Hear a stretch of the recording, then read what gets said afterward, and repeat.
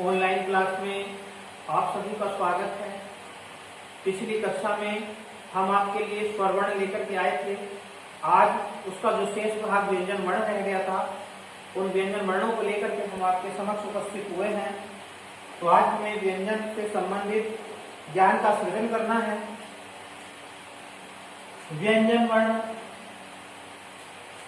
जो स्वरों की सहायता से ही बोले जाते हैं, उच्चारित किए जाते हैं, इनका उच्चारण करने में हमें स्वरों की सहायता लेनी पड़ती है। यह कुल मिलाकर के 33 होते हैं।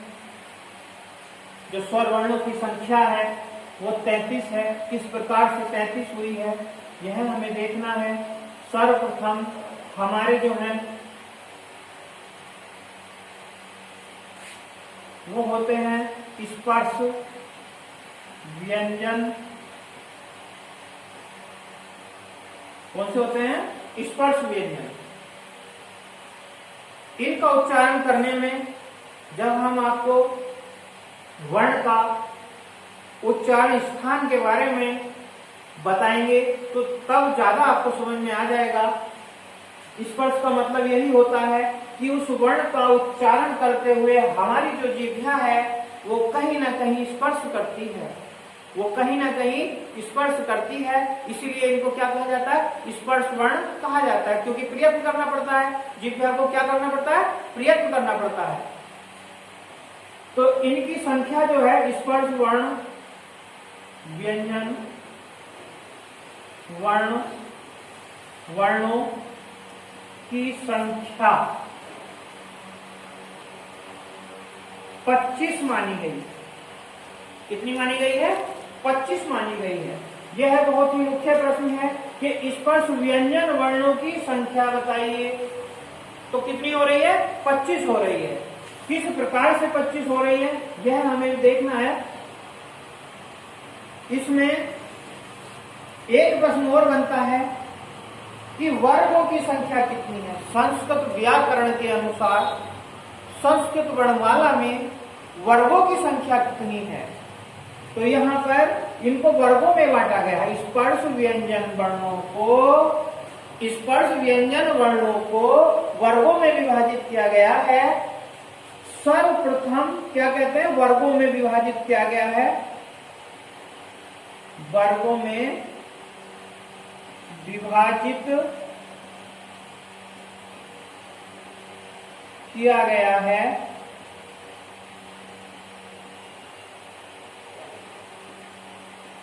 है। अब बात आती है जब वर्गों में विभाजित किया गया है तो वर्गों की संख्या भी स्वाभाविक आएगी। तो इसमें हमें बताना है जब वर्गों में विभाजित किया गया है तो वर्गों की संख्या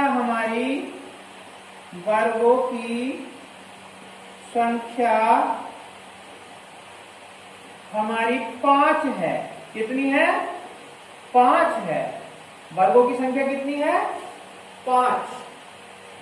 सर्वप्रथम नंबर 1 पे आता है कवर्ग।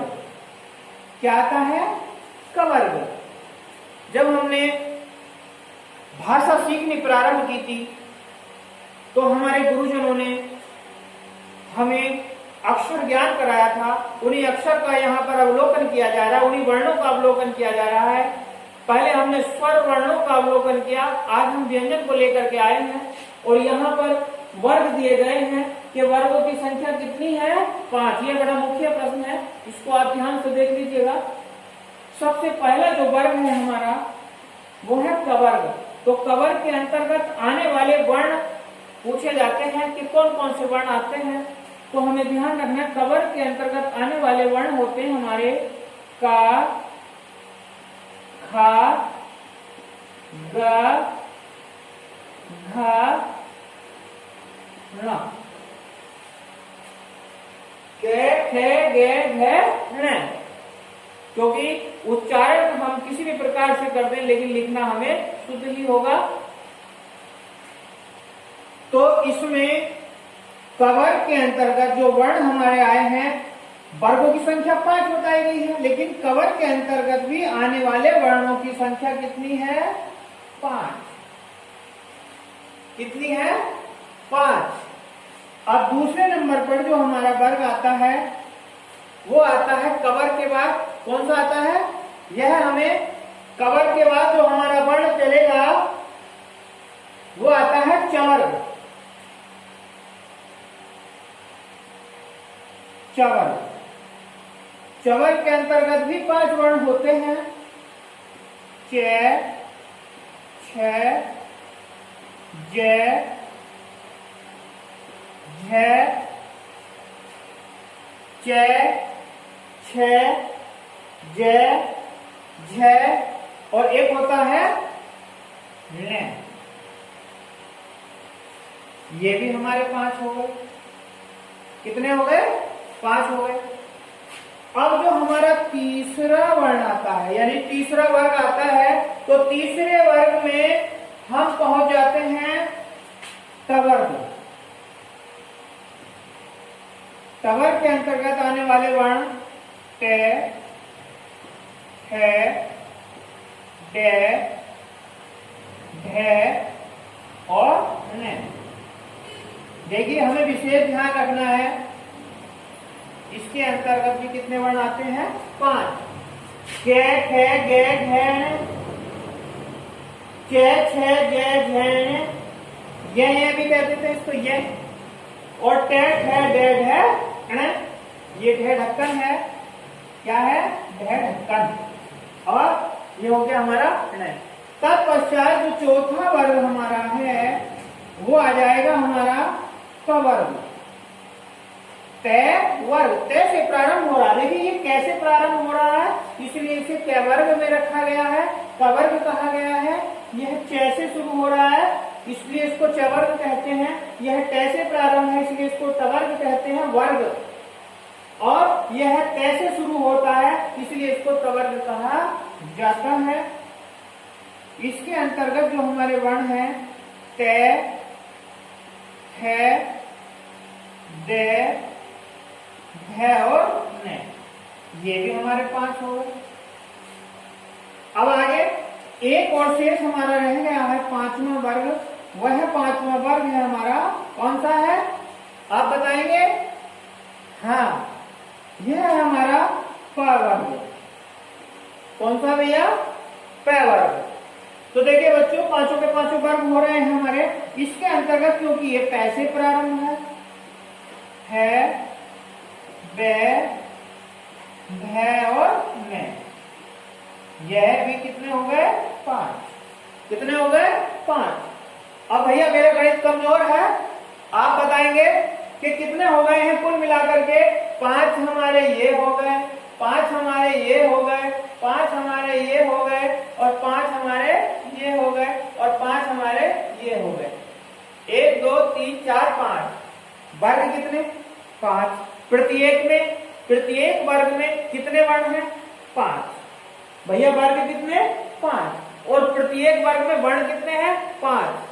कुल मिलाकर के यदि हम इनको जोड़ेंगे तो कितना बनेगा? 25। कितना बनेगा? 25। हमने आपको बताया था कि स्पर्श व्यंजन वर्णों की संख्या कितनी है? 25। वर्गों की संख्या कितनी है? 5। 1 2 3 4 5। पहला क वर्ग, च वर्ग, ट वर्ग, त वर्ग और प वर्ग। हो गए? हो गए कि नहीं? वर्गों की संख्या 5, ठीक है। और स्पर्श वर्णों की संख्या 25। प्रत्येक वर्ग में आने वाले वर्ण कितने होते हैं? 5। तो 5 से 5 की गुणा हम करेंगे तो 25 ही होगा। होगा कि नहीं?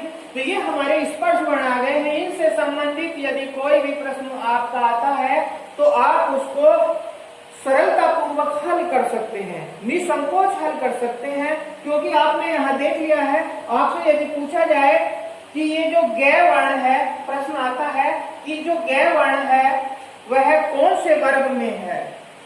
अब 4 विकल्प आपको दे दिए जाएंगे कि क वर्ग में है, च वर्ग में है, ट वर्ग में है या त वर्ग में है। तो हमें सीधा सीधा बताना है क वर्ग से लिया गया है। किससे लिया गया है? क वर्ग से लिया गया है। इसलिए ग जो है विकल्प जो इसका होगा, चौथा विकल्प कौन सा होगा? देखिए मैं आपको थोड़ा सा हल करके बता दूं। पहला विकल्प क में होगा। ये प्रश्न है कि क वर्ण किस वर्ग का है, किस वर्ग का है। मान लीजिए ये प्रश्न है, तो विकल्प में दे दिया, क में दे दिया कवर्ग, है में दे दिया चवर्ग और ग में दे दिया तवर्ग और घ में दे दिया भैया पवर्ग। अब ग वर्ण है, तो ग वर्ण किसके अंतर्गत आया, क ख ग, तो किसके अंतर्गत आया, कवर्ग के अंतर्गत आएगा। किसके अंतर्गत आएगा, इसी प्रकार से कोई सा भी वर्ण हो वह अपने वर्ग में आपको ध्यान रखना है कि कौन सा वर्ण के अंतर्गत कौन से वर्ग के अंतर्गत कौन सा वर्ण, कौन से वर्ण आ रहे हैं। तो इससे संबंधित परीक्षाओं में प्रश्न आते हैं, हमने आपको बताया है, तो ये आपको ध्यान रखना है। बार बार जब आप देखेंगे समझेंगे तो आप कभी इसको नहीं भूलेंगे। अब बात आती है कि व्यंजन वर्ण तो 33 बताए थे, कितने बताए थे, 33 बताए थे। अब अभी तो ये 25 हुए हैं, कितने हुए हैं, 25 हुए हैं, तो इसका मतलब अभी और भी शेष है। आगे देखिएगा, एक हमारे होते हैं अंतस्थ व्यंजन, ये तो हमारी कौन से हो गए, स्पर्श व्यंजन। और कौन से होते हैं, और होते हैं हमारे अंतस्थ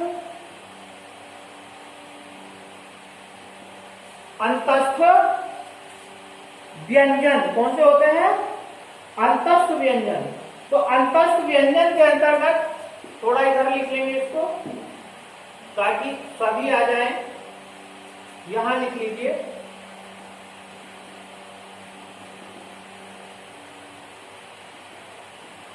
व्यंजन, अंतस्थ व्यंजन जो हमारे होते हैं वह होते हैं 4। कितने होते हैं, 4। अंतस्थ व्यंजनों की संख्या, अंतस्थ व्यंजनों की संख्या हमारी है 4। कितनी है, 4। ये हमें विशेष ध्यान रखना है कि कौन कौन से हैं। नंबर 1 ये, नंबर 2 वे, नंबर 3 रे और नंबर 4 ले। ये वे रे ले, ये रे ले वे, किसी भी प्रकार से आप पढ़ सकते हैं। तो ये हमारे होते हैं अंतस्थ व्यंजन वर्ण। कौन से होते हैं, अंतस्थ व्यंजन वर्ण। याद रहे, इन अंतस्थ व्यंजनों से एक बड़ा ही मुख्य प्रश्न आता है बच्चों, इन्हें हम, इन अंतस्थ व्यंजनों को हम अर्ध स्वर के नाम से भी जानते हैं। किसके नाम से जानते हैं, अर्ध स्वर के नाम से भी जाने जाते हैं संस्कृत में। क्योंकि पाणिनि ने जब अपने 14 महेश्वर सूत्र लिखे तो उन 14 महेश्वर सूत्रों में सर्वप्रथम स्वर आए। कौन से आए, स्वर आए। आपको 14 महेश्वर सूत्रों की वीडियो जल्द ही भेजी जाएगी। अब अर्ध, उसके बाद स्वरों के बाद, ठीक उसके बाद में हमारे ये अर्ध स्वर लिए गए हैं। जब हम उन 14 महेश्वर सूत्रों को क्रम अनुसार लिखते हैं तो दूसरे नंबर पर हमारे अंतस्थ व्यंजन आते हैं। और इन अंतस्थ व्यंजनों को अर्ध स्वर का नाम भी दिया गया है। बहुत ही मुख्य प्रश्न है, आप इसको बिल्कुल पकड़ के रखिएगा, कभी इसको छोड़ना मत, क्योंकि पता नहीं कौन सी परीक्षा में आपके ये काम आ जाए। तो भैया उसके बाद हमारे अंतस्थ व्यंजन हो गए। आगे हम बढ़ते हैं, अभी और व्यंजनों की बात चल रही है। अब हमारे आगे आते हैं ऊष्म व्यंजन। ऊष्म व्यंजन, देखिए स्पर्श की कितनी संख्या थी, 25। अंतस्थ की कितनी संख्या है, 4।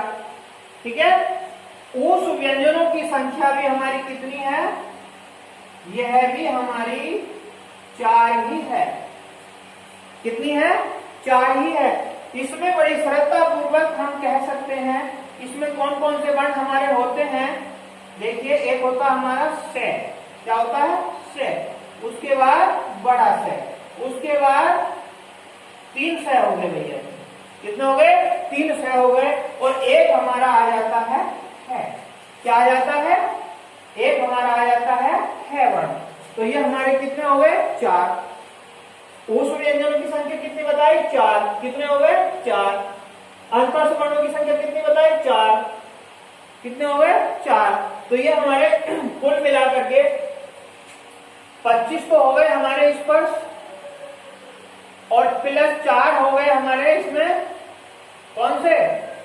अंतस्थ, और 4 हो गए हमारे ऊष्म।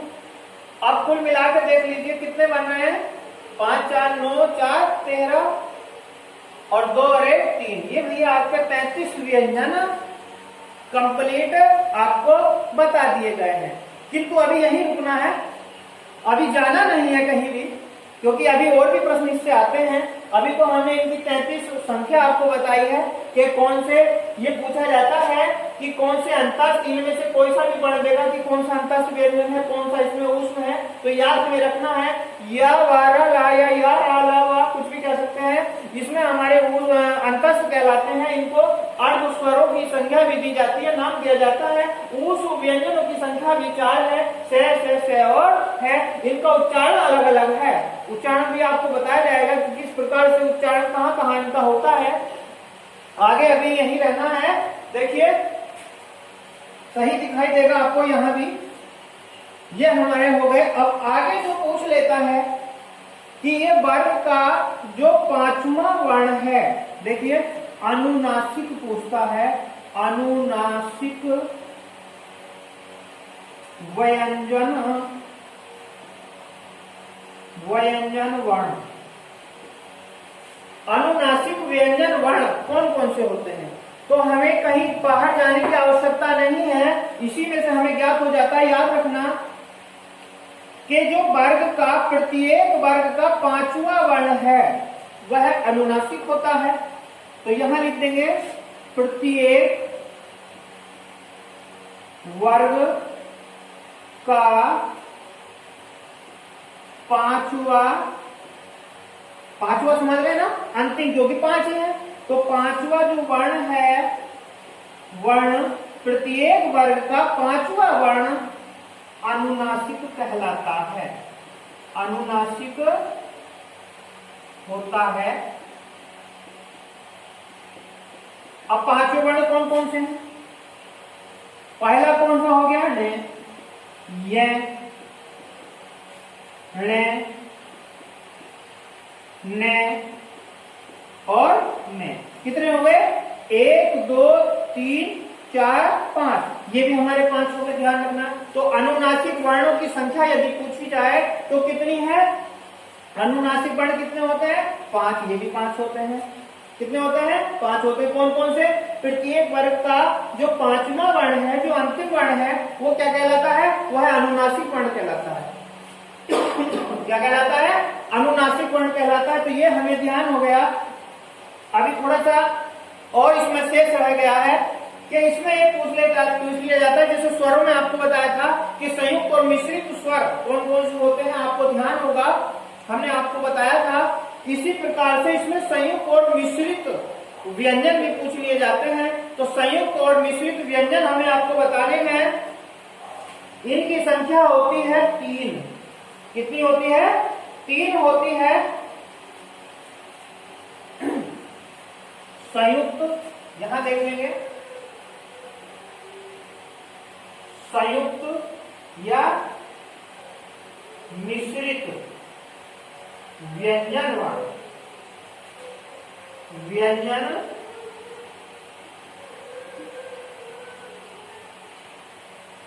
व्यंजन वर्ण। तो भैया इनकी संख्या 3 है। कितनी है? इनकी संख्या 3 है। कौन कौन सी है? कौन कौन से होते हैं? देखिए, एक तो होता है हमारा 6, इसको कक्षा वाला 6 बोलते हैं। एक होता हमारा यह ज्ञानी इसको बोलते हैं। और तीसरा हमारा होता है त्रय। कौन सा होता है? तीसरा हमारा होता है त्रय। तो ये हमें ध्यान करना है कि ये जो संयुक्त और मिश्रित व्यंजन वर्ण है, इनकी संख्या भी 3 है। और संयुक्त और मिश्रित स्वरों की संख्या हमने आपको 4 बताई थी, ध्यान रखना। तो इसमें 6 ये और त्रय, हिंदी में एक और आ जाता है, वो श्रय और आ जाता है। लेकिन संस्कृत में ध्यान रखना, ये प्रश्न घुमा फिरा के पूछा जाता है कि संस्कृत में व्यंजन जो होते हैं, मिश्रित व्यंजन, उनकी संख्या कितनी होती है? तो उनकी संख्या हमारी 3 है। श्रय को स्थान पाणिनि ने इसमें नहीं दिया है। जो श्रय आता है वो हिंदी में आता है, संस्कृत में उसको स्थान इन्होंने नहीं दिया है। प्रयोग किया जाता है लेकिन इसको माना नहीं है संख्या में। तो याद रखना, ये कितने प्रकार के व्यंजन हो रहे हैं? देखिए, अंतस्थ व्यंजन हो गए, पहले स्पर्श हो गए, अंतस्थ हो गए, ऊष्म हो गए, अनुनासिक हो गए, संयुक्त हो गए, मिश्रित हो गए। तो ये अलग अलग प्रकार से प्रश्न आता है। आज हमने आपको सभी व्यंजन वर्णों की यहाँ पर व्याख्या करके बताया है। तो हम प्रश्न इसमें से अगर निकालने लगे तो बहुत सारे प्रश्न निकल करके सामने आ जाएंगे। हमें केवल इतना ध्यान रखना है कि हमारे व्यंजन वर्णों की संख्या 35 होती है, स्पर्श वर्णों की संख्या 25 होती है, अंतस्थ वर्णों की संख्या हमारी 4 होती है, ऊष्म वर्णों की संख्या हमारी 4 होती है, संयुक्त और मिश्रित वर्णों की संख्या हमारी 3 होती है। कुल मिलाकर 33 है, स्पर्श 25 है। ये भी हमें ध्यान रखना है। वर्गों की संख्या कितनी है? वर्गों की संख्या हमारी 5 है। और प्रत्येक वर्ग में कितने वर्ण होते हैं? प्रत्येक वर्ग में 5 वर्ण होते हैं। और वर्ग का जो अंतिम वर्ण है वो क्या कहलाता है? अनुनासिक वर्ण कहलाता है। और आगे हमने आपको एक प्रश्न और बताया था, ये विशेष ध्यान रहे आपके कि इसमें पूछा जाएगा कि अर्धस्वर किसे कहा गया है? अर्धस्वर किसे कहा गया? तो हमने आपको बताया है अंतस्थ जो वर्ण है 4 हमारे, वो किसमें आते हैं? वो अर्धस्वर के अंतर्गत आते हैं। अब इनका उच्चारण स्थान कहाँ से, कैसे, क्या होता है, हम आपको आने वाली जो वीडियो हम आपको भेजेंगे उसमें आपको बताया जाएगा। आज के लिए इतना ही पर्याप्त है।